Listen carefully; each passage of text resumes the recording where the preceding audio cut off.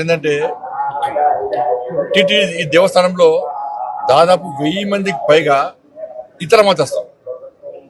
స్వామివారి మీద విశ్వాసం నమ్మకం లేదు. హిందూ సనాతన ధర్మం మీద వారికి ఆలోచన లేదు. ఆ సనాతన ధర్మాన్ని కాపాడాలి, సనాతనానికి అనుగుణంగా వివరించాలని చెప్పి ఆలోచన వరకు లేదు.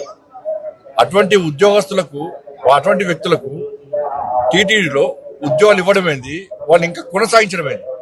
ఎప్పుడో ఒకసారి మార్పు జరగాలి. అరే గతం నుంచి ఉన్నారు వాళ్ళు, మేము ఏం చేయలేమంటే అది చేతకాంతనం అవుతుంది. నేను భానుప్రకాష్ గారు చెప్తున్నా, పాలక వర్గానికి నేను ఘాటుగా చెప్తున్నాను, ఇటువంటి పద్ధతి మంచిది కాదు.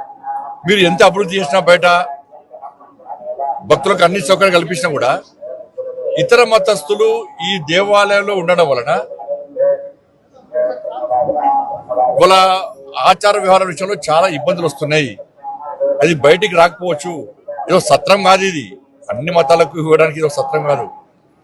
చాలా మంది అర్చకులు కానీ ఈ సనాతన ధర్మం మీద ఆధారపడిన ఉద్యోగాలకి చాలా మంది ఇబ్బంది పడుతున్నారు. కాబట్టి జీతభత్యాలు ఇచ్చుకుంటూ స్వామివారి మీద విశ్వాసం నమ్మకం లేని వ్యక్తులను ఏ విధంగా మీరు ప్రోత్సహిస్తారు? గతం నుంచి వస్తున్నప్పుడు కూడా ఎక్కడో ఒకడ పురుష పెట్టాలి వాటికి. అరే నాకు ఆశ్చర్యం అనిపిస్తుందండి. ఇతర దేశాలకు దేశం సత్రంగా మారింది, తెలుగు రాష్ట్రాలు సత్రంగా మారింది.